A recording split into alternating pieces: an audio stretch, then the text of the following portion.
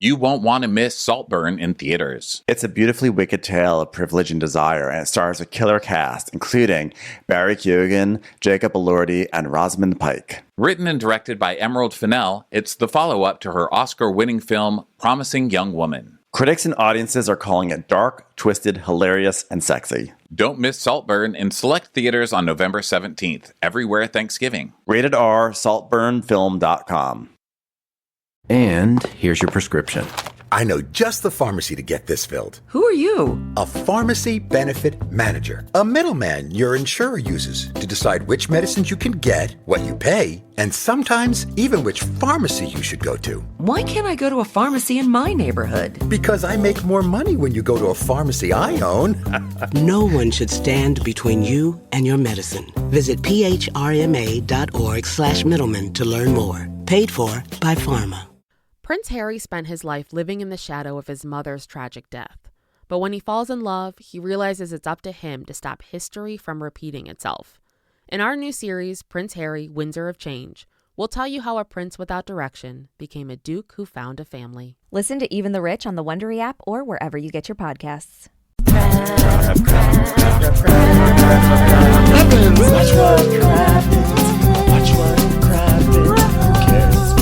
Happens when there's so much that happens. Watch what happens. Watch what happens. Who cares what happens when there's so much that happens? Hello and welcome to Watch What Crappens, a podcast about all that crap on Bravo that we just love to talk about. I'm Ben Mandelker, and joining me today is Mr. Ronnie Karam. Hi, Ronnie. How are you? Good. How you doing, baby? Well, I got panicked just now because my phone just blared and said public safety alert. And I was like, oh no, what's happening now? The 10 freeway, like there was a fire over the weekend. Did you hear about this? No, what happened? Well, girl, there was a fire. Girl, there was like a fire, like under the freeway. And basically, the 10 freeway is closed at downtown, and it's like the city is losing its mind right now. And I just got a public service alert right now as we're starting to podcast, and I'm like, well, this is a great way. This is a great way to launch into a recap of Real Housewives of Potomac with the story about a freeway crumbling. It's very Karen Huger. Anyway, how are you doing, Ronnie? So the freeway's crumbling? What happened? I don't understand. Well, it's got like crumble potential. So I think that right now they're like... Welcome to Los Angeles, ladies and gentlemen. You know, being back in Los Angeles last week was so nice. It was great to see everybody see the city. But I have to say my general review, I think if I had to give LA a general note is you've got crumble potential. It was literally the whole town. I was like, wow, we're still standing, huh? You guys have any tape? Like, what are we taping this town together? Because seriously, driving up through those hills, everything's falling down. The roads are sliding backwards on the thing. It's a lot of crumble potential. Yeah, like honestly, like whenever I go into a fast casual restaurant now and they say, tell us how we did, I'm like, crumble potential. Crumble potential. Surprised your roof is still there. Yeah. Yeah, anyway, so the freeway is like closed and it's drama.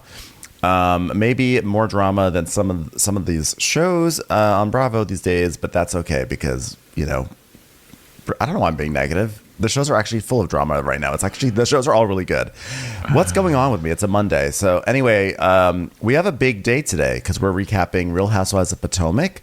And then we have Crappy Hour later today. For those who don't know, Crappy Hour is our live show that we do on Instagram Live. Come follow us at Watch What Crappens. Follow Ronnie at Ronnie Karam. I'm at Ben Mandelker. It's on Instagram. We do that at 8:30 on the East Coast, which is, of course, 5:30 on the West Coast. And then basically, like, Ronnie and I talk about Bravo. We talk about, you know, news, gossip, whatever it is, things that are on our mind. You know, towards the end, we open it up for all of you to, you know, come on and join us and talk. So we have so much fun when we do it every 2 weeks. It's happening tonight. Don't miss it. So that's going to be happening. And, yeah, it's going to be really fun. I hope you join us. Yeah, there you go, everybody. Okay, well, here we are with some Real Housewives of Potomac. Oh, also, just a schedule announcement for the week. We are going to do Below Deck this week. There are too many shows. Yes, it's true. But, there's some Kyle drama on Below Deck, and we have to do it, Yes. I'm glad you brought that up because, honestly, like, we are kind of oversubscribed at the moment with these shows, but, like, the Kyle drama... We know it's going to make us so mad, and sometimes we just have to recap the shows that are going to make us mad. Like choose anger. Yeah, like we're going to choose anger this week because, like, I'm already so angry. So, I mean, as you can tell, because I just, like, slammed all the Bravo shows for no reason. So, we will be doing Below Deck. So, Potomac, meanwhile, we have the second episode. We met new housewife. Okay, listen. I love Potomac. Potomac is one of the strongest franchises on Bravo, and I enjoyed last night's episode.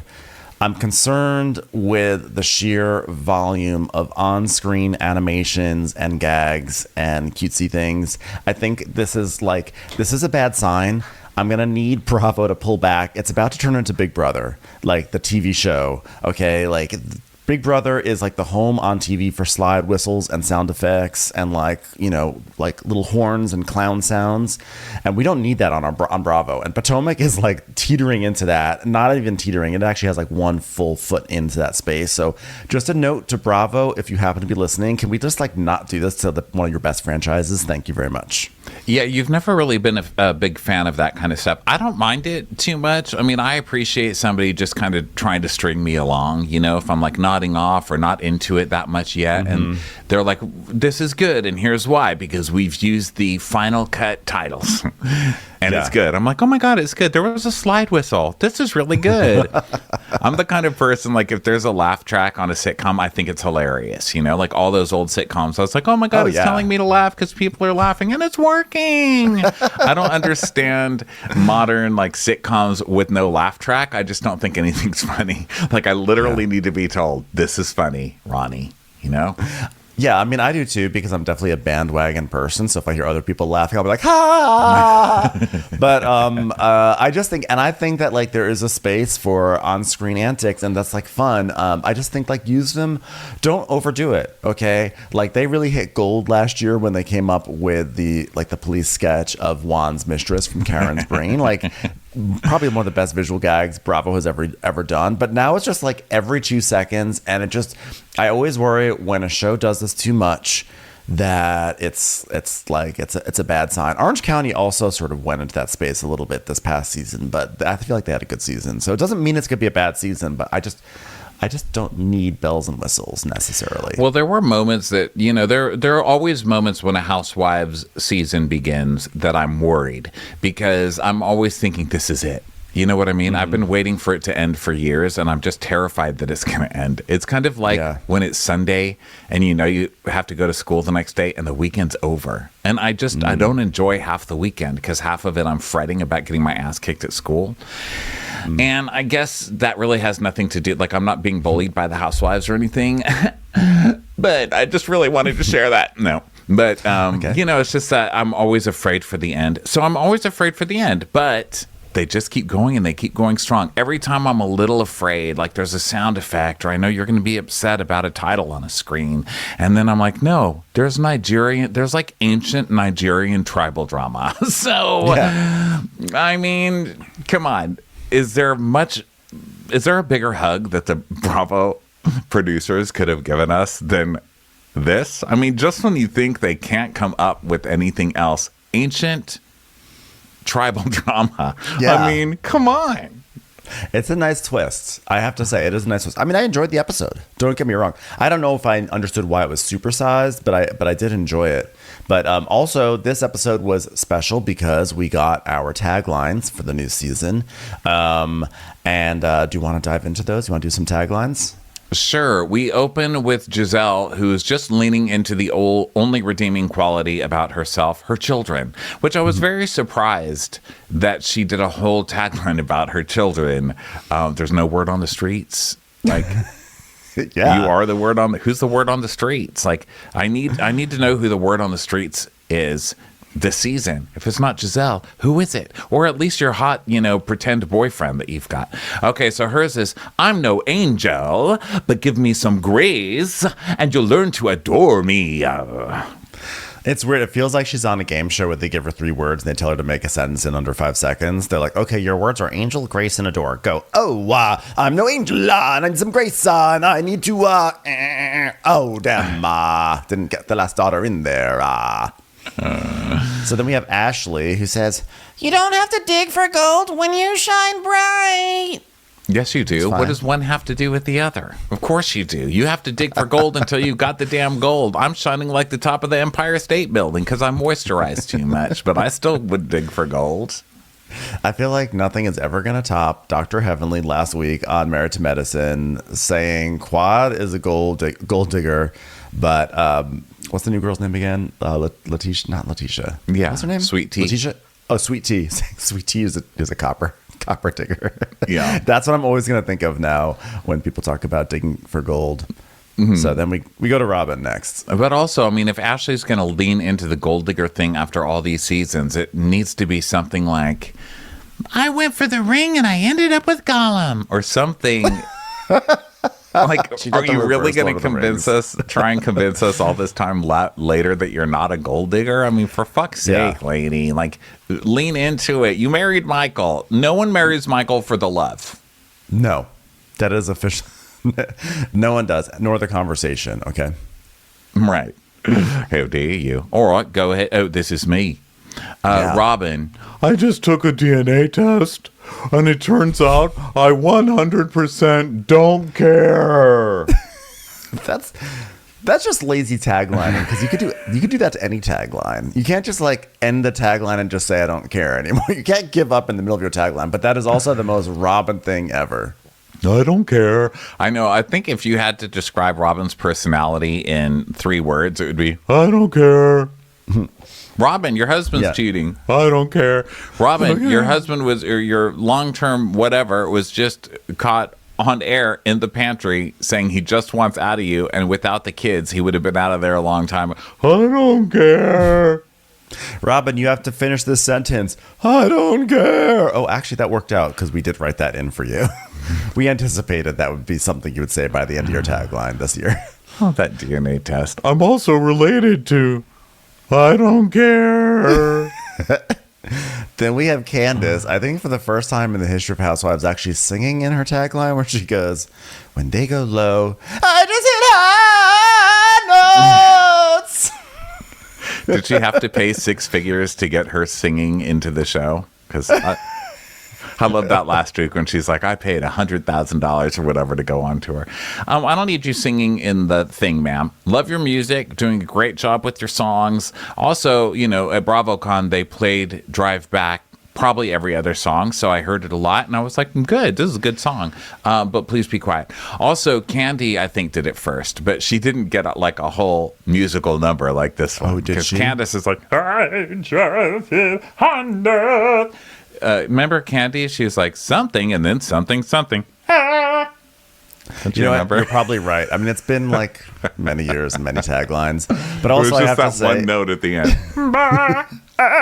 But that's also like Candy just has so much vocal modulation just when she talks, so who knows. But also, by the way, that just goes to show Candy is like a Grammy Award winner who's written some like the most enduring pop songs of all time. And I just love, she doesn't feel that, like, it's years and years she's never really sung on the show, but Candace is like, I have one song that was received well by a small community, so I'm a singer now and I'll sing it. It's like, well, okay. So Wendy is next, and hers is, if you're going to test this, professor, be prepared to fail. Wow, that means you're not a great professor then, I guess, because if your students are all failing, that's I guess true, right? Wait, but and if you're testing the professor, then isn't the professor the one who's taking the test? So why would the administrator of the test actually fail? Yeah, that's my question. If I'm giving you a test, then how am I failing? I'm the test giver. Yeah. That doesn't. Wendy would turn around the test on you. Like, here are the answers. Now you answer it too. Well, Wendy is obviously a very smart person with many degrees, as we've learned over her tenure on the show. She doesn't think things through, really. Here's something we didn't hear about today: candles. Okay, did not hear about wicks.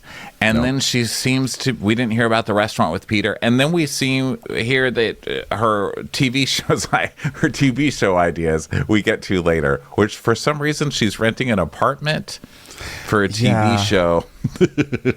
I actually hate this for Wendy because I feel like Wendy is probably one of the smartest people on the Housewives. And it bothers me that she is in sort of like the Phaedra mode. And there's always like a housewife who does this, where every season they come back and they just decide that there's a new thing that they're going to work on, which is to me like, it's very fake, but I feel like it kind of like devalues her. Like, I don't want Wendy to be like the one who goes to the flea market and picks out an item and says, I want to make this. And now, like, that's what she does. She shows up. She's like, I don't know how to do it. Last year it was like, I'm going to make a candle. I don't know how to do this. A business plan. What's that? And this year she's like, a talk show. But I don't know what I want to call it. I'm like, I don't like that for Wendy. Well, like, think about it before you go on the air, maybe, I guess. But then we'd probably be saying, that's fake. She doesn't know about candles or whatever. If she just showed up like, guess what? I'm going to have 3 wicks. We'd be like, oh, really? And maybe it's better that she's like, how many wicks should I have? Or whatever her thing is. Or like, how much does this cost? I don't know. The TV show thing, I don't think the lady she's talking to really knows either. But we need to wait until that scene comes. I'm sorry. I'm the one who jumped on that. So then is, I think it's you. Neka. Yeah. Nigeria raised me, LA made me, and Potomac will remember me. Did you die? Okay. Did I? Are you dead? Is this our first ghost? Our first ghost tagline? I'm haunting the show. Potomac will remember me. I'm haunting the show. She sort of had a New York accent to me. Like, I feel like, because she says Nigeria raised me, LA made me, but I feel like there was a stop in New York somewhere along the way. Or is that just my ear? Am I just hearing New York accents? No, I didn't hear that one. So then Mia's next, and she's like, it doesn't matter the size of our home. I'm always the queen of this castle. White Castle? What queen are you? You are not the queen of a castle. Stop that now. I'm the queen of this studio apartment building. And then the last tagline, Karen, this is a wild one. I don't ride the fence, honey. I am the fence. You ride me. What? First of all, the season right after you were accused of fucking a busboy in the bathroom is probably not the season to have "you ride me" on your tagline. Second of all, who's like, honey, I am the fence? What kind of tagline is this? And why do I love this tag? I think this is one of the all-time classic taglines. Yeah, it is hilarious. Oh, so the metaphor of riding the fence is basically like there's like a line and you know someone's like not committing to either side. So is Karen saying she's like the neutral party in this group? Because that's definitely not true either. Like even on a metaphorical level, this line doesn't work, but it is hilarious. Well, a lot of times these are based on their storylines, so maybe Karen is just trying to keep people out of her yard the whole time. I don't know. Honey, I am the fence. I am the fence. Or she's going to pick up fencing. She's going to have like her little epee. This is, something. Bravo. They're really? line You're here to learn fencing? I am the fencing. I'm an Olympic sport. I'm an institution of athletics. The line riders these days, you can tell that we've been in like a rider strike because let's also not forget over on Beverly Hills Crystals, which is like they say age comes with wisdom, but I'm proving them wrong. It's like, let's reword that one. You're funny to pretend the writers ever had anything to do with this show. Yeah, writers hate this show, I feel like. Guys, Shakespeare's on break. Hey, could we get Shakespeare off of strike? For Christ's sake, can we just pass berets are allowed in every green room and get Shakespeare back here? Thanks. Yeah. Well, I just like to think that there's a world in which professional writers come in and like, okay, I I went to Tisch. I learned writing at Tisch and then at USC, and I'm gonna write a line for Crystal Kung, and it's gonna be about getting stupider with age. I am the Finch. Okay, so then we go to an Ashley and her mother scene. Now, Ashley is just notoriously full of shit. I think out of all the housewives, I think she's one of the more charming, and she gets away with the most, I think, because she does have such a charm. But God, this lady is a liar. She is such a fucking liar. Am I supposed to believe one thing coming out of Ashley's mouth? She goes to buy plants for her housewarming in the house that Michael's not paying for when we know it's in, or that's only in her name, which we all know is not true, right? Isn't that set up? And taking care of the kids all alone when they show a clip of the nanny literally standing in her kitchen while she's telling us this. And she's not together with Michael, but they did just take a trip to the Bahamas together, which had nothing to do with anything, which is why she didn't tell anybody that Michael was even going. Come on now. Yeah. What? Michael did something to Candace in the Bahamas? I have no idea. What? I know. No, I didn't say anything to him. I also just like when she walked around this nursery, like pretending like she actually goes to nurseries and understands what's going on. She like walks up to some chives. She goes, "Chives!" I was like, no one ever says that when they see chives. Not even me. And I'm a chive. I'm pro chive. I'm no anti-chive person. I am the Finch. You ride the chives. I mean, I'm a chive. I mean, you put a chive on me, and there's a chive on my back. It's time for a commercial. It's time for a crappin'. It's almost that magical time of year. Speaking of, what's your favorite Christmas story, Ben? Hands down, the Grinch. Same. It cracks me up that he hates all the merriment. Right, and he steals everyone's presents. But then it's like so heartwarming at the end when like the whole town is still singing and he realizes that there's more to Christmas than just gifts. Oh, I know. It hits me right in the feels. Best part is, Wondery has a new podcast starring the Grinch. And I think there's someone who wants to tell you more about it, Ronnie. Hi, it's me, the Grand Poobah of Bah Humbug, the OG Green Grump, the Grinch. From Wondery, Tis the Grinch Holiday Talk Show is a pathetic attempt by the people of Whoville to use my situation as a teachable moment. So join me, the Grinch. Listen as I launch a campaign against Christmas cheer, grilling celebrity guests like chestnuts on an open fire. Your family will love the show. As you know, I'm famously great with kids. Follow Tis the Grinch Holiday Talk Show on the Wondery app or wherever you get your podcasts. It's commercial. So she meets her mom, and Ashley's like, I come here pretty regularly. And Sheila's like, oh yeah, that house, it just gave you life. I just love it. She's like, oh my God, I'm preparing my home to welcome the ladies for my housewarming party. And then we see the inviting ladies on the phone section. Yeah. And Giselle's basically like, what's going on over there? I haven't been to your house yet. And Ashley's like, well, I'm going to have a party. Well, I will grace you with my presence because I adore a new house and I'll act like a perfect angel. Like, Giselle, you don't have to keep incorporating your daughter's names into every sentence. Well, my house is my little safe space. It's my sanctuary. No, it's not. Michael has a key. No one in the safe space there. Michael should not have keys to safe spaces. There, that's what I'm trying to say. You have toddlers standing on your counter that like negates any sort of. It's literally not a safe space. You know what? It's not safe for also. It's oranges. Space. It's not safe for oranges because you were right. That baby did have a syringe and an orange. You were right last week. Listen, yeah, that was intense. I mean, I'm surprised there were no eyeballs that were poked out, no arms that came out of sockets after that scene. This is literally the opposite of a safe space for anyone. It's definitely not a sanctuary either. Oh, yeah. So she's talking about this housewarming, and Sheila's asking if Lump is going to be there. So, of course, Lump is going to go. And then Ashley's talking about, like, all the people she's inviting, including her new friend, Neka.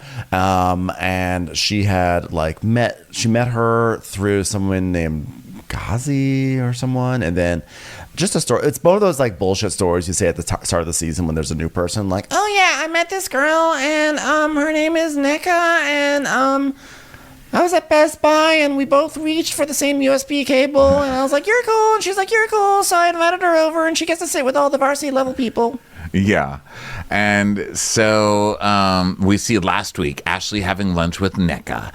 And Neka's like, yeah, actually, I know Wendy. I know of Wendy. I mean, she's good friends with my cousin-in-law. And I met her once at a concert and we had a conversation. She's nice. She's nice.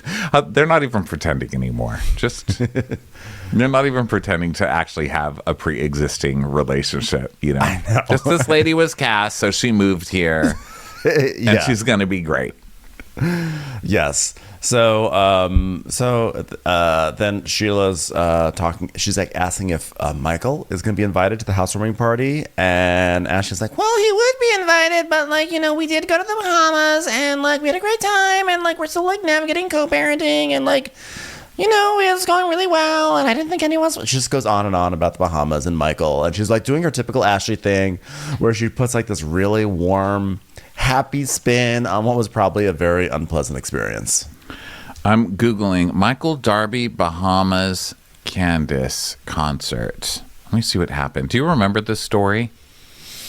No, I vaguely. I do remember vaguely that there's something, but I don't remember it very well. Michael Darby, this is from All About the Team. Michael Darby attempts to confront Candace and gets turned away. Michael Darby showed up to Candace Dillard Bassett's concert to confront the singer, according to a fan on Twitter. Twitter user, Life by Olivia. Oh, I hope this is Olivia from New Jersey. Oh. I'm an eagle. Tweeted a photo of Michael Darby talking to an unidentified woman in a public place. I really can't believe Michael Darby came to the real Candace concert just to talk about Ashley and be messy. It's giving desperate, the friend wrote. So this is what they're talking about, right? For the rest I guess of this episode? Yeah. So, Chris. I'm so sorry. I keep reading this. Candace's husband, Chris Bassett, replied to the fans' post and tweeted, "I love your work, little girl. You keep giving them hell on Real Housewives of New Jersey." And shout out to this woman in the pic, telling him he need to #roll out. Chris then took to his Twitter to retweet the photo. "Damn, man, we can't go nowhere. And this bomber fucking shit up. #Real Housewives of Potomac." Fucking Chris Bassett. I mean, why are you tweeting like that? Come on. I'm just like imagining. I can totally see Olivia having like a little gossip blog, and like, there's like a picture of her in the corner, like looking very coy. Like, I know everything. Like, ask Olivia. And I would subscribe, by the way. Olivia just in a big hat, you know? She'd be like the new Liv Smith. My name is Eagle. Don't tell no one.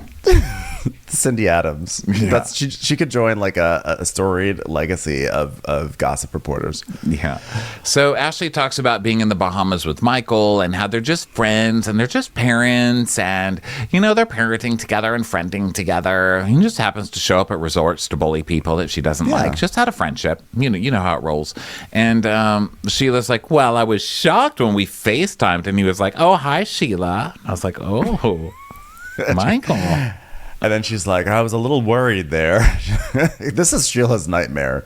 Anytime she sees Michael and Ashley's content or on a FaceTime, she's like, "Oh my God, please don't get back together with the Gollum. Please don't do it." And Ashley's just not telling anybody in her family. And I love that Michael's just crashing. Speaking of crashing, he's always crashing her secrets because she's like, "I'm not going to tell my mom. Yeah, gee, maybe I'll FaceTime my mom." It's just Michael passes by. "Hi, Sheila." Hi, Sheila. Yeah. So then we see, like, now Ashley's talking about how, like, the other lawsuit about, like, how the same lawsuit, Michael trying to sue Candace about everything that he said, and she's saying that this really did affect his business, etc. I'm like, you know what probably also affected his business? 7 years of him showing up on the show and being lecherous. That's probably what also affected his business. Yeah, sexual harassment charges probably didn't do great. Just anytime he just kind of appeared, on camera. I think maybe that clip of him going. Yeah, I think Michael kind of did that to himself. Okay, Yeah, so Ashley's like, yeah, I just have I don't know anything about this lawsuit. I mean, it has nothing to do with me. What? Lawsuit? What's a Candace? lawsuit? What? What's I a have no lawsuit? idea. Do those go with potatoes like chives? It's a chive. Chives! What's a lawsuit? Can you get it at Nordstrom? Will it fit me? I don't know. and then we see a headline: Real Housewives of Potomac Michael Darby files lawsuit against Candace Dillard for $2 million over sex claim. Yeah. So yeah, this is where she's like, it really affected him.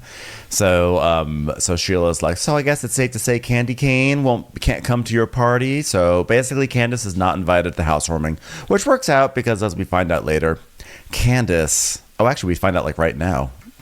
Oh, no, we don't. Sorry. But Candace is going to LA for her music career, so it all worked out anyway. But now we go over to the Jefferson Memorial where Mia and Karen meet up very formally because Karen shakes Mia's hand and Bravo multiple times points out that this is Karen's acquaintance handshake. You have to work your way back up to the hug level.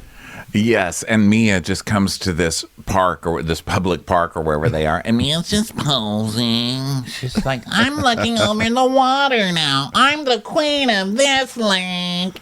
And Karen comes and she's like, nice to meet you. We're going to have a conversation, Miss Mia, but very nice to meet you. I'm the fetch. I'm the fetch. I'm the one that's protecting you from falling into this tidal basin or whatever it's called. So Mia's like, oh, thank you for coming out and like taking the time to meet me here. And Karen's like, well, Mia has a come to Jesus moment, or I guess in this case, just come to the Jefferson Memorial moment. And we see a flashback of last week, Mia reaching out to Karen and being like, we haven't seen each other in a while. We should, it's a new season and we should be allies again. So let's repair this, shall we? So Karen's like, what disappointed me the most about Mia, lying, basically, stretching the truth, lying, was that she lied. But that said, at the end of the day, at least in her lie, I was having sex with a virile busboy in a bathroom, which, at the end of the day, is not the worst lie. It could have been true. The thing that I really love about Mia, she's a flattering liar. Very flattering liar, so... She really got the ball rolling on the whole you ride me thing, you know what I'm saying? So... Said the same thing to a busboy last year, allegedly in a lie. Still got it. I never expected Mia to get on the rumor bandwagon, but I guess that's what she's riding instead of a Karen fence. And I didn't expect her to betray me like that. Just like Judas betrayed Jesus when he said Jesus was fucking a busboy possibly in a bathroom. One of the biggest betrayals of all time. You know how that goes.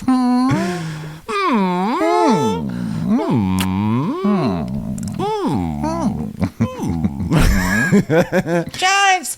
So Karen's like, why does it smell like onions around here? So Karen's like, well, last year I was pissed off and appalled because I've been nothing but a friend to you, even though I only just recently learned what your name was. And then we see like evidence of Karen being a friend is that the group gathered last year at the Cherry Blossoms, all basically like, what's the deal with Mia? Is she sick? Is she not sick? And Karen's like, well, maybe we should ask questions. It's like, oh, she's such a friend. What a good friend. What great evidence of great friends. This is just like her saying something like very normal, Yeah. Just like totally logical. So back to Karen and Mia walking. Karen's like, I've never stabbed you in the back. Never. And what you said about me was nothing but lies that could have possibly been true. Am I still gorgeous enough for busboys to offer to bang in bathrooms? Of course. No.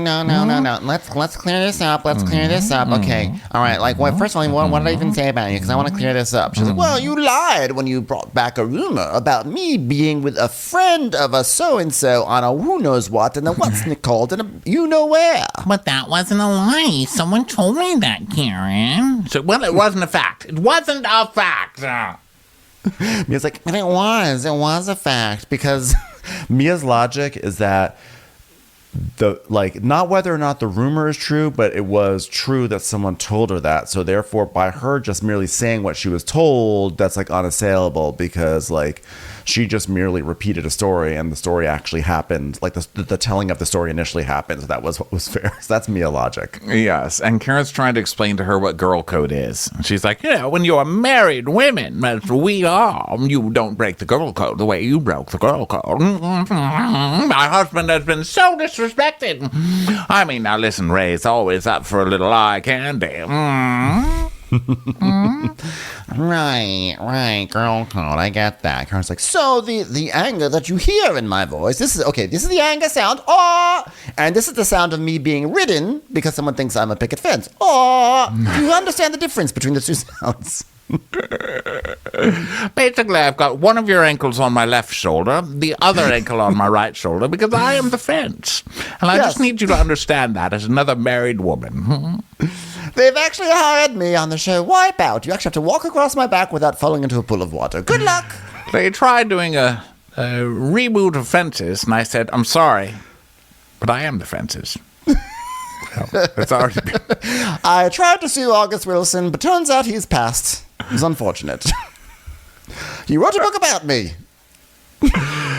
August Wilson. Okay, so Mia is Okay, girlfriend. Okay, let's talk about me now. Okay, so girlfriend, Gordon's really going through it. I mean, we're both going through it, honestly. But I'm still the queen. And Karen's like, and you and Gordon, though, you know, I'm gonna ask. Now, I don't like rumors, so I'm gonna say this. I know Giselle has said the word embezzlement. That's a lie. I don't like rumors, but let me just repeat one on screen for you. So a flashback to the reunion where Giselle's like, it seemed like embezzlement. And so we come back, and Mia's like, yeah, that's bullshit. There was no embezzlement, not whatsoever. And Karen's like, oh, okay, so it's the next step. It's the next step, right? It was like, I just heard all these rumors, about he lost his boat and he can't even get the fish sticks anymore. And no, that's Gordon's fisherman. That's not Gordon, my husband. There's a D. There's a T in that one. This is a D in Gordon. She's like, well, I didn't know if Giselle was telling the truth or not, because I really don't know if he was embezzling. I didn't really know what that word was, but, I said, listen, Gordon, is there something I need to know? And then, of course not. Karen, I was going through a lot last year, but I'm good now. I'm in a better place now. Smaller. All right, well, I'm really not in a better place. Gordon's still there. Gordon's much grosser to look at now that he's poor. I'm really not sure what to do with that guy. My life sucks, basically. But I don't drink anymore, so... Oh, the girls are going to have a fit. They're going to force the booze on you. And she goes, oh, well, I mean, I do drink wine, because you can get it at the grocery store. And it's like nutritional, right? It's made from grapes. Anyway, it's just like I'm losing my mind. And Karen's like, oh, okay, that doesn't really make sense, but I'm just not going to push it right now. So now Mia's doing the typical thing that Bravo stars do, where she says she stopped drinking so that now she can say everything I did wrong was because of drinking. Okay. Because she says, well, I should not have been drinking in Miami at all because I was on medication that I just remembered I was on. And Karen does this thing with her face. She does a sock puppet reacting face, 'cause sock puppets can really just open and close their mouth. That's it. So when they react, when people make sock puppets react, they have to have a really big reaction to sort of sell the emotion. And that's what Karen does. Even more, a sock puppet, you go up and down with your hands for the mouth, but then when you're shocked, you make a fist almost, you can do the fists. You can also do the thing where you slide your fingers down below the mouth. So it's that's actually more of the Kermit the Frog being what the hell face. But then there's the and Karen really does do that with her mouth. It's like, oh my God, pills, alcohol, mixing. What a story, Wendy. Thank you so much for sharing. What a beautiful story and a beautiful share. You're such a brave girl, Wendy. Such a brave girl. Wow, I love an impassioned story because it really feels like you're just swinging for the me's. I'm sorry, swinging for the fences. Emotionally, of course. I don't know what I'm saying anymore. The point is, that was a bold and brave and courageous story, that one sentence that you just said, and I think I've decided I'm going to discard everything I was mad at, and you should have a conversation with Wendy, because I think she would be very empathetic to the fact that you are on drugs. Yeah, basically. She's like, wow, congratulations on your deep new storyline. I'm out of here. Bye. And so they shake hands. And Mia's like, oh my God, thank you so much, Miss Hugo, for meeting me today. She said, well, we'll have to teach you how to shake with intensity. All right, that was a very weak shake. So then they do like a jokey, like secret handshake type of thing. I was like, oh, that's interesting. That's fun. That's very fun. Hello, can I get Robert on production? I never want to do that handshake again. Thank you. So then we go to Candace's house, and someone's at her door, and she's like, black man. And it's her manager. And New Year's Eve. Oh, I'm sorry. Nye. Sorry. Yeah. His name is Nye. I thought it was New Year's Eve because it's NYE. Yes, this guy. And they start. So I was reading my notes. I'm like, where am I? What am I talking about? What's happening on it? You say New Year's Eve. I'm cracked out right now. The minute you said New Year's Eve, I was just flooded by like unkept promises to myself. And I was like, why are you doing this? I shouldn't be having this breakdown for another couple months. Ooh. Yeah, no, her manager Nye comes over. And he walks in. I guess it looks like she's in the process of turning part of her foyer into an office, which is very funny to me. Like he walks in and there's like the grand staircase, and then to the left is this like desk setup, but it's really just like a shitty table you get. You know, it's like a table rental you get when you have like Thanksgiving. You know, we've never ever been nice to Candace about her damn foyer. The woman can't win. Like, we've talked about her foyer ever since she moved in. So, like, she can't do anything that's going to be okay with us. And I don't know why we're so bothered by the foyer or the foyer. Well, you know what? We will give flowers where the flowers are due, but for right now, you can't put your office in the foyer. You're not getting foyer flowers. Okay, it's a foyer fail. We will be ready for her. We will be ready to praise her foyer when it is ready to be praised. But for right now, there is no room for it. And it was a nice office too. I'll give the office was very lovely, but you can't have it in the foyer. Yeah, and I was like, oh yeah, I've seen this office on FaceTime. Wow. So we're just gonna put a desk by the front door, huh? Okay, great. Commercials. Here comes one right now. So he tells her it's ghetto, and she's like, yes, well, Chris calls it a barbecue table and church chair, so just have a seat. So they start talking about her career, basically. He's like, so, we're recording new music to ultimately, like, you're going to get out of this contract with Monarch, right? And we're looking for a major label now. And she's like, well, that was a great first start, but now it's time for Virgin Atlantic. I don't even know what record Delta company Airlines. Delta Airlines Records. JetBlue, here I come. Yeah, I mean, I feel like every season now she's getting out of a record contract. So he's like, well, we got to get the tour going, the second leg, and we got some new venues. There's St. Louis, there's Pittsburgh, there's New York. I'm like, how do you not leave with New York? I'm sorry. But she's also going to be going to Chicago and Atlanta, and he starts talking about like openers for the Chicago and Atlanta shows, and he's like, we have to think about someone for Chicago. And I was thinking, like, what about having Drew Sidora as a special guest? And Candace just has this smile on her face, like she's like, I guess I would do it once. He's like, is that? She says, is that your only option? And he's like, well, I mean, we did Chicago before. I could bring the same girl from before back then. But she goes, yeah, we should. Do you remember when we were in Chicago at the Costco? And there was a lady giving out chicken samples. I liked her voice better than Drew. Is she available by any chance? Not that Drew's bad. Drew's wonderful. Drew's wonderful. But like maybe the person who was handing out hot dogs at the famous hot dog place in Chicago, she was good. Have her instead. And he's like, so you're going to give me some hesitation? She's like, hesitation? I'm suggesting the lady who serves the hot dog at the Costco for 10 cents. Is that hesitation? It's called the lady who deliciousness. announces the lady who announces the next stop on the L train? Is she available? The guy in New York City that comes over the recording to tell you you're inside of a cab. Think that's Bill de Blasio? Hey, remember when we were at Pizzeria Uno and there was a lady sitting at the next table and she backed up her chair and it hit me and I was like, oh my God. And she goes, I'm so sorry. Her. How about her?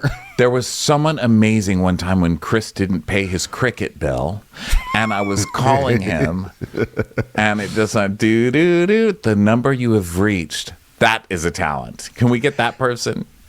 Hey, remember that nutty lady who climbed to the top of the bean in Chicago and then slid down? Yeah, she was great. How about we just get her? So she's like, listen, I'm just saying I sold out Chicago. So, and I don't really need her. And he's like, okay, wow, really going for Drew's throat there.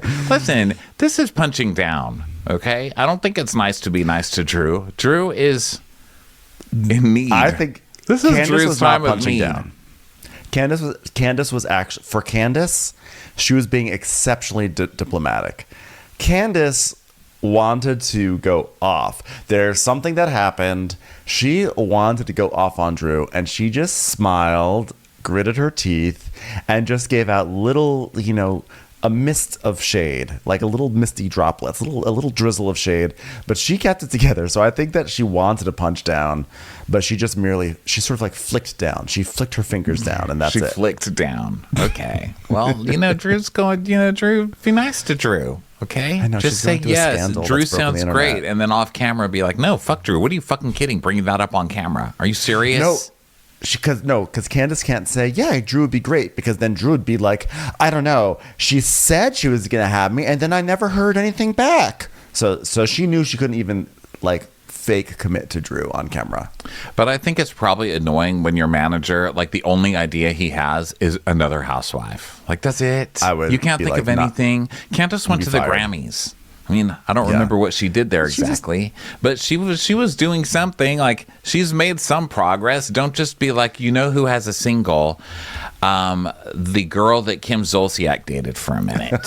I know. Tracy, Can we maybe I mean, she just did something with Trina. So isn't there someone available? Isn't someone from 3LW around? I mean, I feel like there's got to be someone for her. So she's like, I'm just tired. I'm tired. And he goes, so this is why you're being difficult about Chicago? She's like, my edges hurt. My vagina hurts. She's like, please, why did you bring Juicidora into me? I was so proud of the fact that we finally painted our foyer office. I know. I'm trying to present this. Look at me with the foyer at her front, or in an office at her front door. That's amazing. Okay. I've got a storefront now. And also I'm talking about trying to get a new label so that I can be taken seriously in the industry. And the first thing you say is Drew Sidora. Come on, bro. Yeah, I would fire him. So now we go to Robyn's home, and Robyn's filling stuff into pouches in the kitchen, and Juan comes in.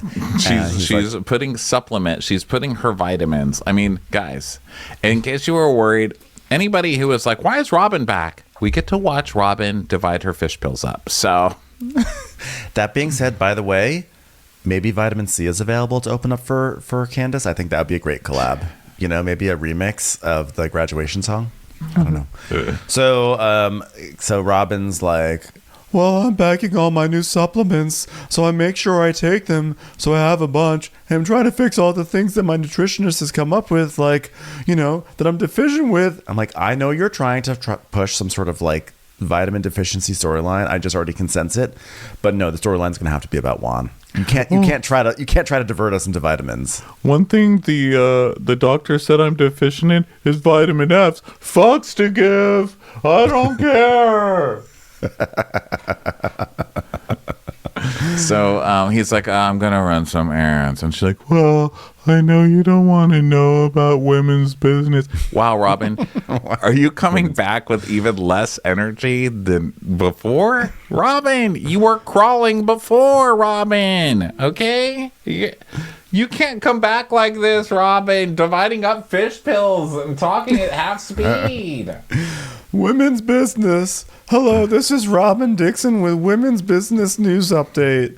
I want to update you on the things the women have been talking about. So recently, Giselle invited me over to her house, and I'm like, okay, great. So I get there, and it turned out to be an intervention. This has been Women's Business Update with Robyn Dixon. I mean, basically, they're just like, okay, he could have told you stuff, but then the laundromat picture came out, and why would you even put yourself in the position that you would be photographed? And he goes, I don't care. I don't care. You cannot get me to care. There's nothing you can say that I will care. I'm basically like, I gave you the biggest bullshit story about that hotel room. I don't care. Leave. Bye. Bye, Robyn. Bye. Yeah, but she's making it about me and how like that makes me look, and she's don't care. And I'm like, I don't care. Also, I also don't care, Juan. Yeah, don't care. Don't even care that you don't care. Do not care. I'm rubber, you're glue. Whatever you say bounces off me and sticks to you, but then I step in it, so then I'm stuck to you too. So we both don't care, Juan. You're rubber and I'm glue, so whatever you say bounces off you, and then I don't care. You're glue and I'm glue, and whatever you say sticks to me. It just ends. By the way, why are you so sticky? I don't care. I'm walking around with someone's sperm all over me. I do not care. Is it my sperm? Is it someone else's sperm? Did I get splashed by a cab going through a puddle of sperm? I don't care. I don't know. Milk, lemonade. Round the corner, I don't care is made. So Robyn is...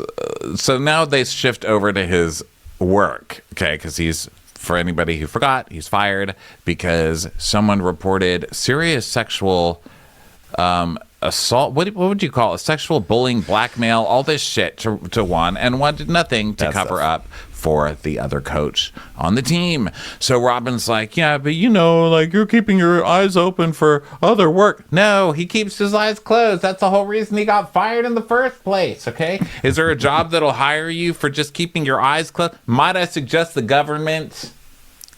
Yeah. So he's like, yeah, I'm trying, there's, so I've got a lot of time left and I'm not going to rush the process. I know we did everything at a high level at my previous job. It's just unfortunate, that there's a lawsuit, and it's an unfortunate lawsuit, and I don't know. He's like, but I love my guys. I love them hard. I love my guys. Maybe like, not the best season for a coach of that team to be screaming how much they love their guys. Also, more enthusiasm Juan has shown in this one moment for his guys than he's ever shown for Robyn. True. And he's like, and they love me back. And that's unfortunate. It's very unfortunate. But I do love my guys. It's all I do. And it'll be a blessing. And I'm really okay. And I know things are going to work out because I have everyone's best interest. I really do. Remember when I gave a homeless person $50? And that homeless person happened to get a hotel room with it. And that $50 was on my Capital One card. Yeah, so good person. I'm a good person. That's why I don't care, because I donate all my cares to the less fortunate. So that way when I come home, I don't care because I don't have it anymore. So now we have Neka and her husband, and they're taking a tour of their new home, and this is where we meet her. And she says, I come as I am, and what I am, honey, is remarkable. 2084, baby. That's right. I've moved to the suburbs. I love how excited she is to move to the suburbs. She's like, she came from like Los Angeles or something, and she's like, yeah, living in a McMansion in the suburbs now. Yeah, baby. She says 20854. I think that's because that's the Potomac zip code, and she's so excited to actually be living in Potomac because no one else does on this show. It's called they're always zip code shaming each other.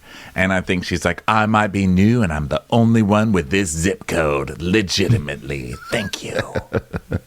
24601, baby. Mm-hmm. So like 20854.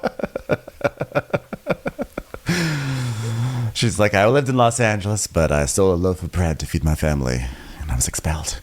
So they're just walking around. They're looking at the house. They're having like he's like really cute, but you can definitely see who wears the pants. Like he's hot, but we can see who wears the pants because she just like he's just saying like, oh, do we do this? She's like, come on. She just like tears to that house, and he's just dragging her husband through, which is great. He basically she's calling the shots in this relationship. I do not need him in pants. Do not wear the pants. Don't ever take them off. I love you. I love you, sir.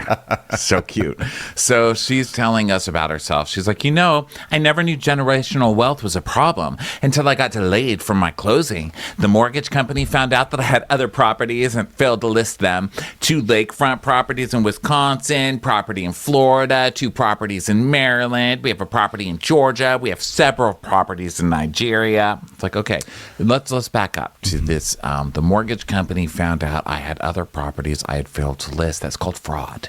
That's called Can't wait. Fraud. Looking forward to your lawsuits in season 2. You're doing great. You're really on track. You've come in with shady real estate holdings. I'm so proud of you, Nneka. This is going to really work out well for you. That's a lot. I mean, that's a lot of real estate. Damn. So they are talking about the twins that don't exist yet, but they want them, So she tells us that Ike, her husband, is a medical doctor by day, a scrubs model by afternoon, and a nightclub owner by night. That is impressive. I mean, the nightclub owner by night thing, I don't trust that. I feel like, generally speaking, almost every nightclub owner is shady. But he's also a medical doctor, which unshades him a little bit. But it's weird. It's weird. But I do like the idea of scrubs model by afternoon, But he's hot, so I'm okay with it so far. Yeah. So she talks about how they're trying to have kids, and so her whole day is spent taking vitamins and like timing her ovulations, and. And she starts the day taking vitamins, and she downs them with a glass of champagne. She goes, I start my day off with bubbles and I end my day with bubbles. I'm like, okay, so you may be an alcoholic, just so you know. An alcoholic who engages in mortgage fraud. I'm in. So great far, casting. You're doing great. You're doing excellent. Don't tell Bethany Frankel. Oh my God, see what Private does? It forces you to drink champagne in the morning. That's what it does. Reality reckoning. We're bringing the whole thing down. We're bringing it down. It's a reckoning. It's a reckoning. So then we go over to Wendy. Okay, so Wendy is meeting with her producer, Marsha, in some apartment that is supposed to be a set for her new talk show. And Wendy's like, oh, okay, this is like a vibe, right? Like, it gives me Harlem Renaissance, means like a museum. I mean, it feels no evil spirits have been here, right? And Marsha's like, So then we find out Wendy is going to be starting her own talk show. Yes, a talk show. She's filling the void of a Wendy talk show by making her own Wendy talk show. And The Other Wendy. That's what they should call it. The Other Wendy. The Other Wendy. I would actually watch a show called The Other Wendy. I would watch a show called The Other Wendy. Yeah. So she's in this. By the way, Harlem Renaissance meets a museum of like generic townhome. That's what it is. That's all it is. So she wants to start a talk show, which I actually think is the best of her ideas because that's what she already does. Yeah, agreed. So I'm like, okay, it's this is more a good like concept. her personality other than, her other things. I'm like, why though? A restaurant? That makes no sense. But she's already a talking head. That's what she excels at, Do what you love. Yeah. So I was like, okay, this is finally a good idea. And she's like, I'm going to give you a little politics, but I can also be a little ratchet. And I'm a multi-hyphenate, I'm a mom, I'm a wife, I'm a professor, I'm an author, I'm a first degree, I'm an entrepreneur, I'm a second degree, I'm a talk show host, I'm a third degree, I can be many things, and there's a fourth degree in there too. What I'm trying to say is I'm a first wick, I'm a second wick, I'm a third wick. Thank you. I'm a Dion Waugh. Say it again. I'm a Dion Waugh wick. Sorry. I'm sorry, Ronnie. You deserve better. You deserve better. This entire recap, you deserve better. Oh, Ben. I have the best already. There's no getting better. So she's like, this talk show is going to be different because we're going to talk about serious issues, but also issues we talk about every day with our friends. Okay, so it's like every talk show. Focused. Real focused pitch there. It's going to be about something serious, but also not serious. So then Marcia lets us know that she does not really know what's going on. Okay, I don't know where they found Marcia. No offense. Marcia seems like a lovely person. Okay, I love Marcia. But I wouldn't talk to Marcia about this stuff because Marcia goes, okay, well here, the living room is going to be our interview space. And then over here is where we're going to do, you know how we were talking about doing a call to action? It's like, oh, wow, Marcia. Do you know what a call to action is? Isn't that like sign up, like and subscribe, smash the like button. You got this house because you like the area that she's going to say like and subscribe. I don't know that Marcia knows what a call to action is. Don't trust Marcia. Run. Get Peter. Get Peter back. Wendy is like, the ultimate goal for this talk show is that, it catches the eyes and the ears and the attention of a major network. So I would love it if my show could be on Bravo. Hello? E?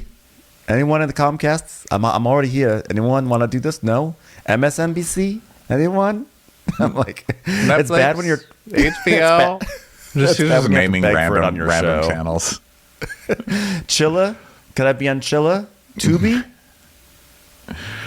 Oh, so Marcia's like, okay, but like if we get someplace like here, this gives us the freedom to make it ours. And she's like, yeah, like, look, there's a kitchen.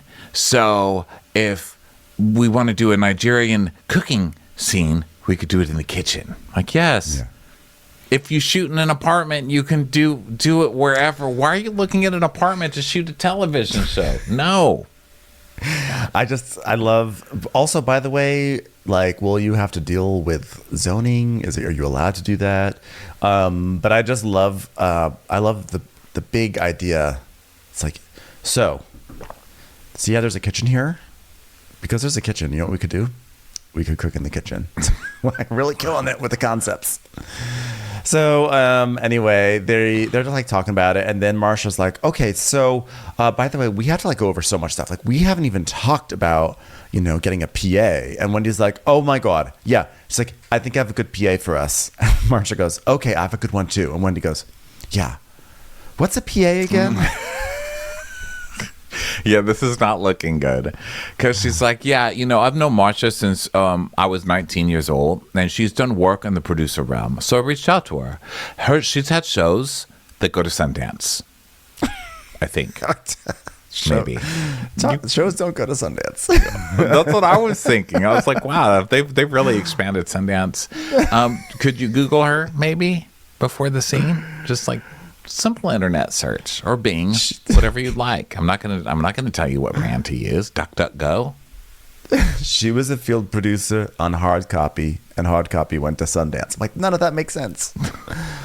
So yeah, so she's it feels. I got the impression that she knew Marcia. She roped Marcia in for the scene, and now Marcia's like, what the fuck am I doing right now? This is embarrassing for me professionally. And so Wendy's like, well, I can tell you this, between pre-production costs, the price of renting out this place, Sundance, we're over budget. And Marcia's like, Sundance. There's not a lot. I mean, there's not a lot of budget. And she's like, but, I mean, it can't be the same as Oprah Winfrey, right? So, wait, is that a lawnmower? Wait, so are we going to soundproof this? No, you're not going to soundproof it. It's like a corner unit, half of its windows. What are you going to do? When she said when you heard the lawnmower going on in the background, I was like, wait, is she filming in our studio? Did she take over the Krappen studio? It's just the Krappen's leaf blower that it appears everywhere. So they're like, okay, what's the name for the show, by the way? Because clearly you thought of that before we started doing this. And she's like, how about Zen Wen? She's like, is that really what you want it to be? Zen Wen? You want to start that? Want to give it another shot there? How about Wendy's Wisdom? She's like, no, it's not going to work. Wine with Wendy. And then each episode I have a glass of wine. I don't want it to be news. I want it to be conversational. Do you know what people do when they converse? They have wine. Wine. Wine with Wendy. Marsha's like, you're hurting my cheeks. And she goes like, glad you're excited. Oh my God, Wendy. Come on, Marsha Wendy, you wants could the do hell better. out of there. Marsha's like, Seriously. call to action. Uber. This corner. Ceiling fan. Oh, I thought we were talking about potential names for the show. Call to action. So Karen, now we go up to Karen. Karen goes to a Pilates studio, and Ashley and Mia show up and everything. And Karen gives another one of her acquaintance handshakes. And she's like, Oh, very good to see you again, Mia. Welcome to this business meeting here at Pilates. Please have a seat here on this reformer, which is a good word that we like to use for offense. Doesn't make sense. I'm sorry. It doesn't make sense. I would like to welcome you to Ali's Pilates studio. Now, Ali's a good Pilates instructor because we have the exact same eyebrows. All right. Which came first? My eyebrows or Ali? I don't even know. But here they are on another person. Ali. So we find out Ashley talks about her boobs, how she got a new boob job, and her boobs are called Demi and Diamonds, so named after Demi Moore and I guess one of Lisa Vanderpump's horses. And then so she's got boobs and she's excited about them. So then Karen, Ashley, and Mia are all there, and they lie down. They're putting their feet in these straps. This is Pilates, right, that they're doing? This is Pilates. God, it just seems like so much work having all those machines. What happened to good old-fashioned yoga? I didn't know that the Pilates really requires a lot of things. Have you ever done Pilates? I've never done Pilates. I am very Pilates curious, and I was hoping to take my first Pilates class. But you may have heard I had an appendectomy, and now I can't do stuff with my core. Oh. So my Pilates dreams have been put on hold, and I'm really bummed. You're paused Pilates. I'm paused Pilates. I'm sad Pilates right now. Mm-hmm. I'm Christine Pilates right now. So they all start doing their little exercise things, and Karen's like, all right, everybody, now I need to work out as I am approaching triple 20. That's this year's triple 20. That's what we're doing. It is no longer the year 5'9". Now it is triple 20, trademark. Mm-hmm. And I say that as a woman who is a fence. Sorry, I can't let that go. Fence. I'm going to say it every other line. I know it's annoying, but I can't let it go. I'm a triple fence. I am the fence. The triple 20 fence. I'm three posts. Triple posts. Triple fence. So anyway, as I am approaching the triple 20, I do have to say that my mom had a triple bypass. And on top of that, turns out that Ray is a big fan of Triple H, the wrestler. So a lot of triples happening here. There's a triple there, in fact, if you think about it. And Mia's like, oh, I know. It's really hard. You know, being a triple A, myself, drinking only wine now. That is 2 A's. That is A and A. And you're not it because we're still drinking wine. And it's not even anonymous. So you're still out of the closet drinking wine. Okay. That makes sense why when I tried to go to a 12-step program, someone showed up at my door to change my car battery.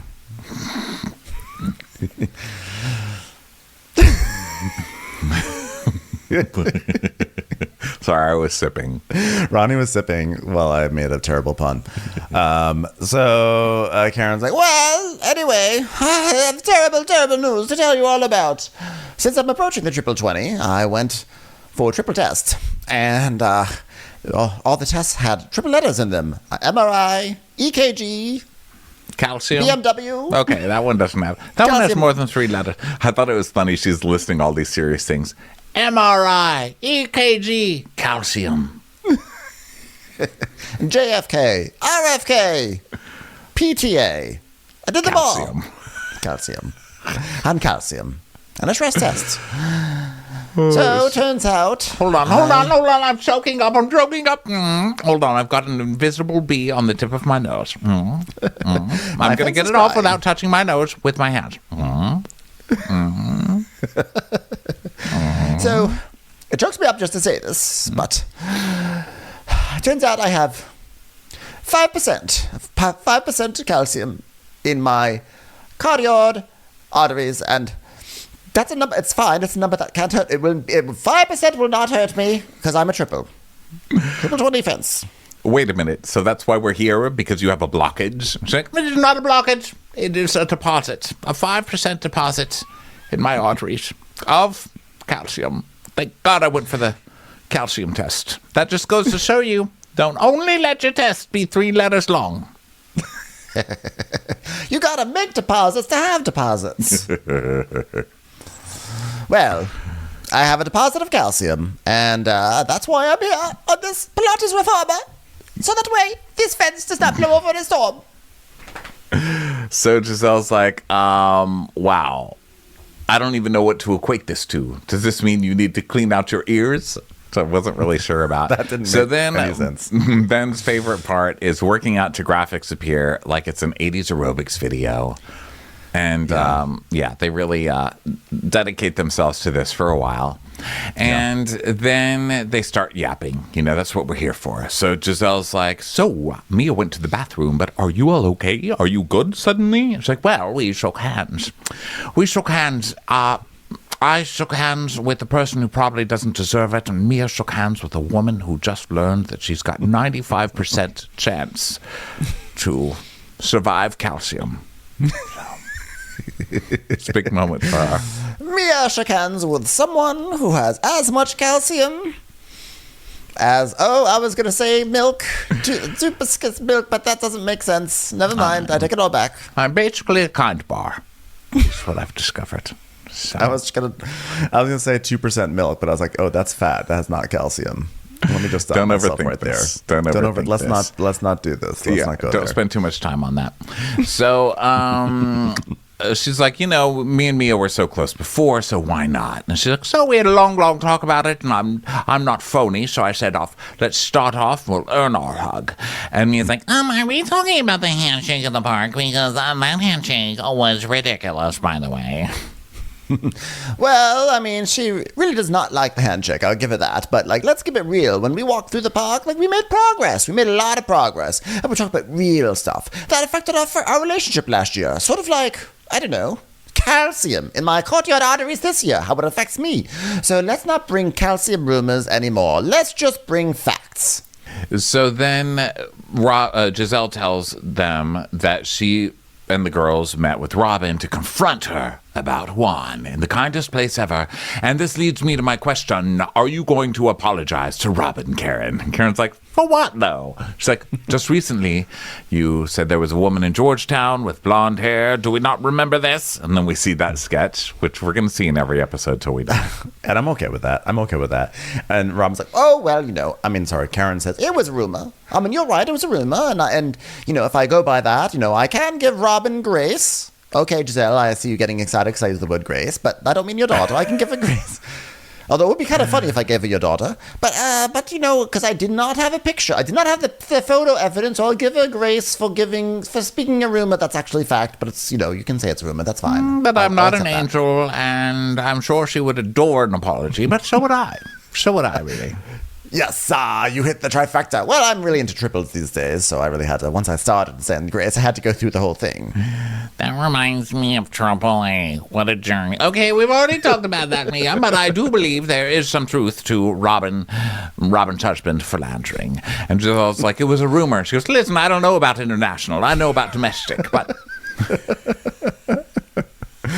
Karen, this is why I love Karen. She does this whole thing about we should no longer indulge rumors. From now on, if we're going to talk about something, only talk about something that's factual. It's like, no, I mean, Juan is clearly banging everyone north of the border. So she's like, okay, so we owe each other an apology, so maybe you should facilitate that. And she's like, okay, now my question, update for you, Ashley, now last I talked to you, your divorce, I think, was supposed to be finalized. What's going on with that, Ashley? What's happening with that? And she goes, I am not divorced. Karen goes, what? Wait a minute. You saying you're not divorced yet? That's like me saying I'm at 6% calcium. Outrageous. And Ashley's like, well, technically I'm married, but I live very much apart from him, and my name is the only name on the deed of the home. Which, didn't we learn last year that we're putting it in an LLC or something? I'm confused. That was the plan last year, but I think now she's saying that I don't know. Nothing makes sense. I'm the only name on the deed. Oh, Bo Diddle? Bo Diddle? I know Bo Diddle. He's a good friend of mine. He knows everything about all of you. He knows everything about everything. Mia's like, so why is Michael suing Candace? What's going on with that? She's like, I don't know. It's public record, but like, I don't know anything about it. I'm a deed owner. and Karen's like, and how do you feel about Candace? And Giselle's like, I don't even know who the hell we're talking about right now. And so Ashley and Giselle still hate Candace. Yeah, they don't like her at all. And so Karen's like, well, but Ashley, you and Candace are hot and cold all the time. And so Ashley then tells us this story of like, well, Candace has said something at the reunion about something I'd done or was like trying to do, and I texted her proof that like that wasn't true, and this is what she said. You have shown yourself to be someone who will conspire with your castmates and lie to embellish about every dangerous accusation for entertainment purposes, and I never did that.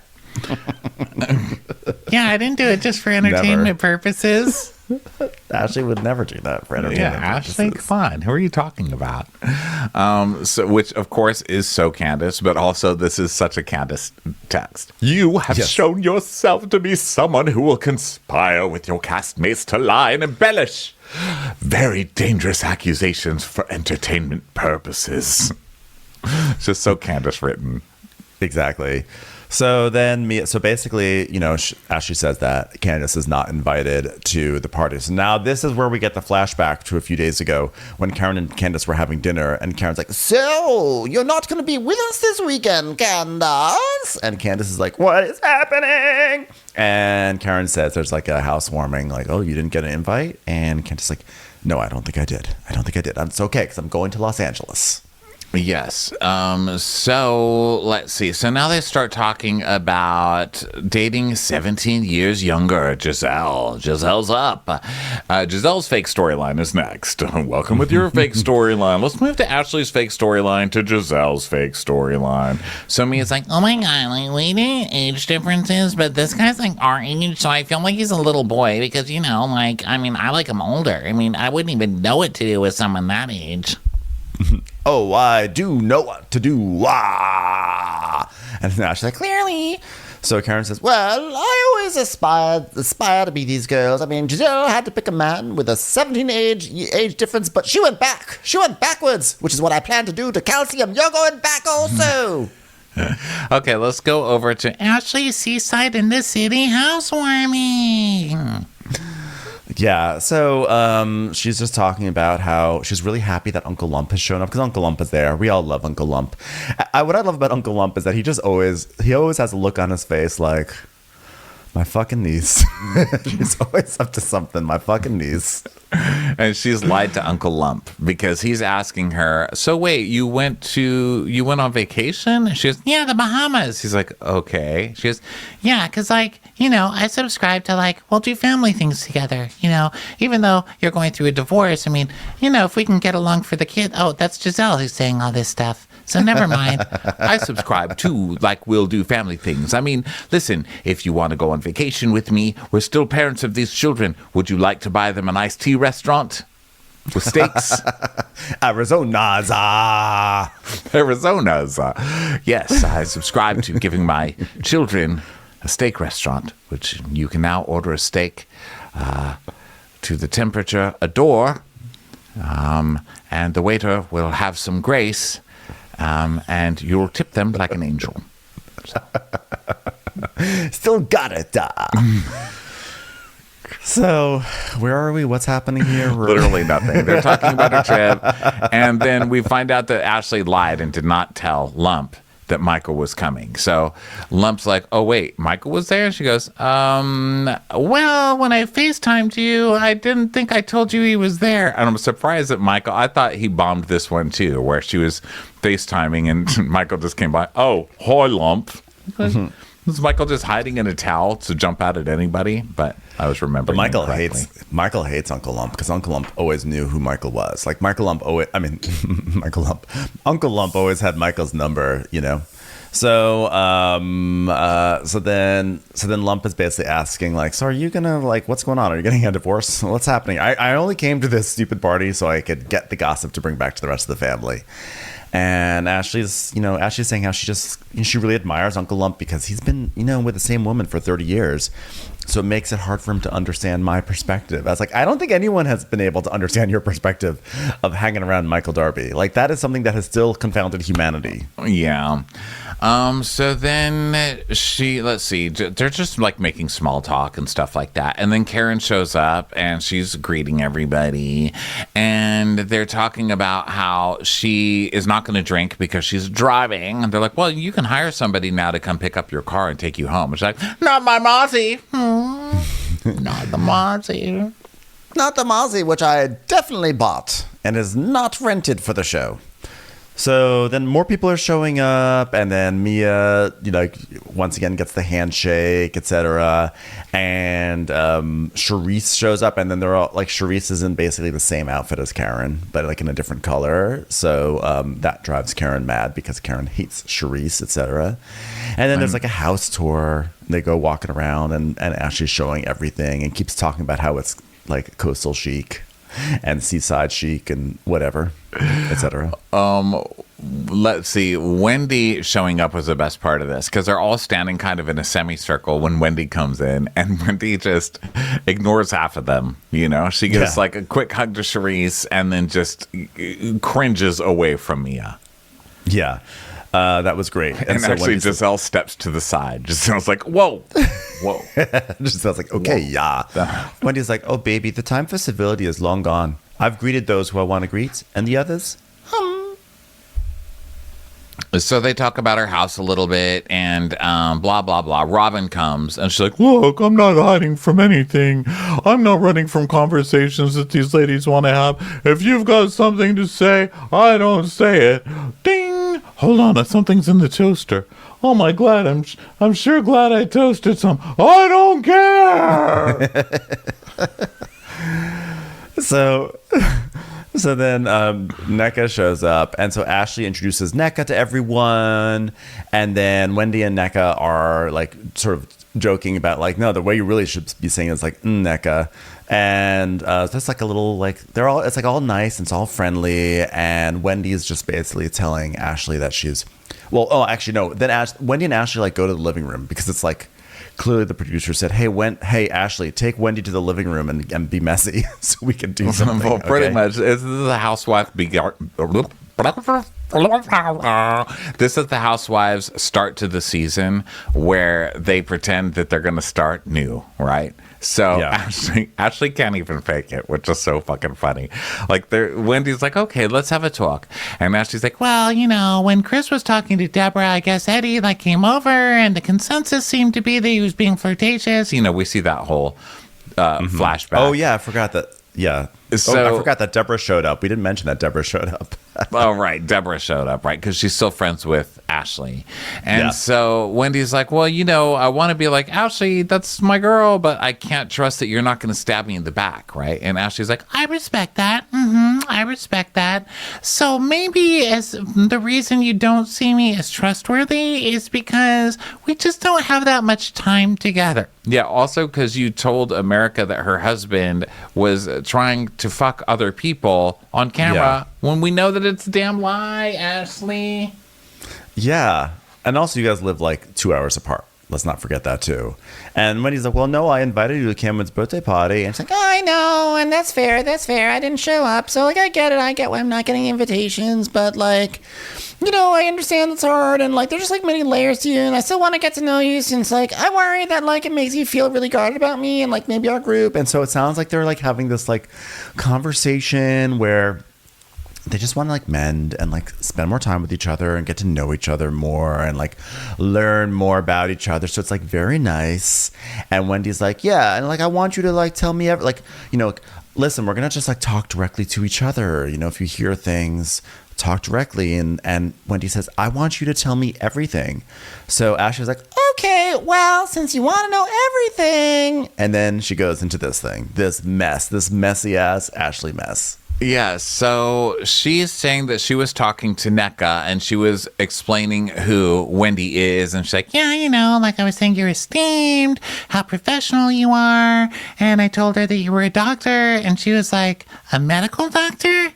And I was like, And then we see this conversation and Ashley says, Wendy, well, Dr. Wendy and I are wonderful. And Nneka says, Dr. Wendy, oh, is she a medical doctor? No, she's a PhD. And she goes, oh, okay, so a doctor of philosophy. It's the most innocent thing ever. Totally innocent. A totally innocent comment. And then Ashley's like, So Wendy, like the way I heard it, like, it was like very much like, oh, I didn't know she was a PhD. I was like, what? It was not like that at all. And she goes, well, I do have a doctorate in philosophy. It's just, I respect that. in that way, like, well, too bad not everybody respects it, Yeah. And Wendy's like, well, only less than 1% of the people in the world has it. And Girl, let me tell you something. I worked hard for my PhD, and if it doesn't make her happy, that's on her. But she is still going to address me as Dr. Wendy. Right. So then, let's see. So outside, Nneka is talking about how she is a practicing lawyer and she works for fintech. It's like some fintech company.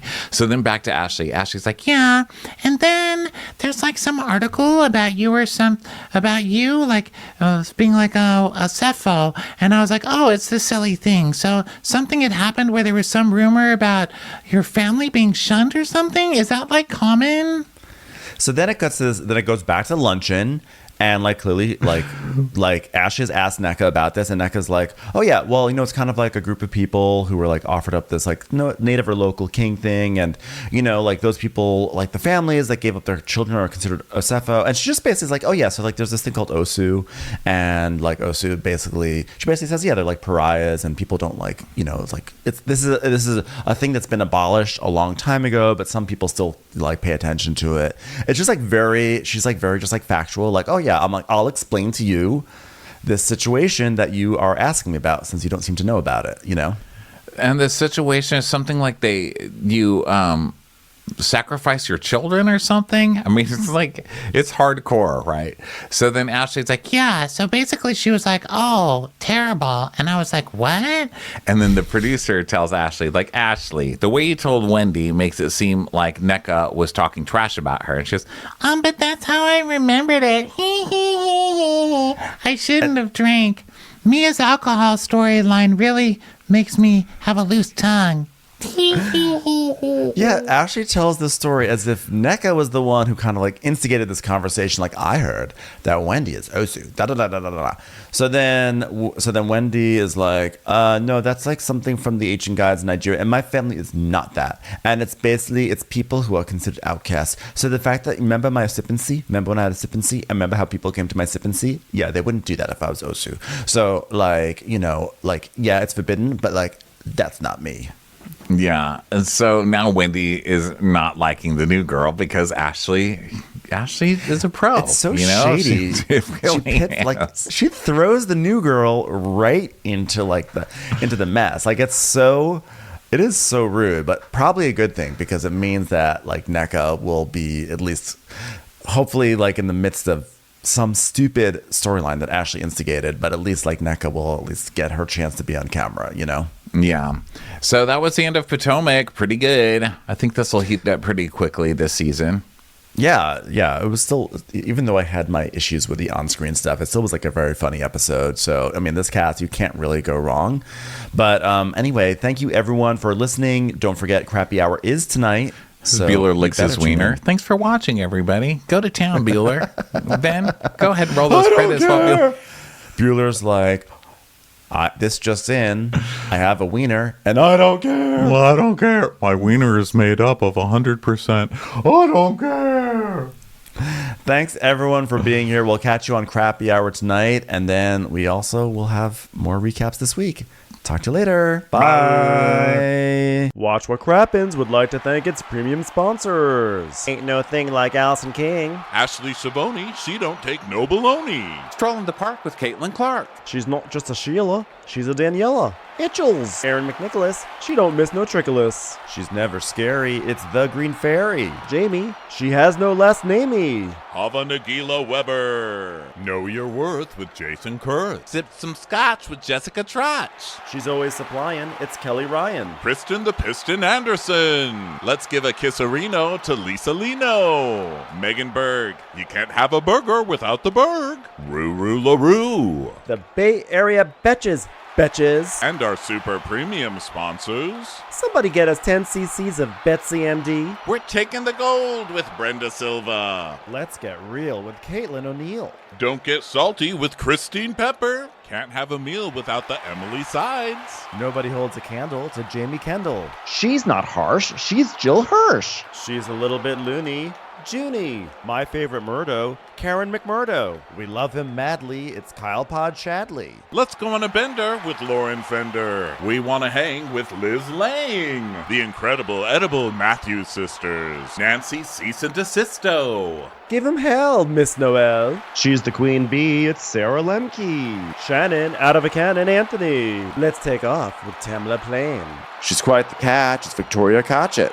She ain't no shrinking Violet Kuchar. We love you guys. Hey Prime members, you can listen to Watch What Crappens ad-free on Amazon Music. Download the Amazon Music app today. Or you can listen ad-free with Wondery Plus in Apple Podcasts. Before you go, tell us about yourself by completing a short survey at Wondery.com/survey.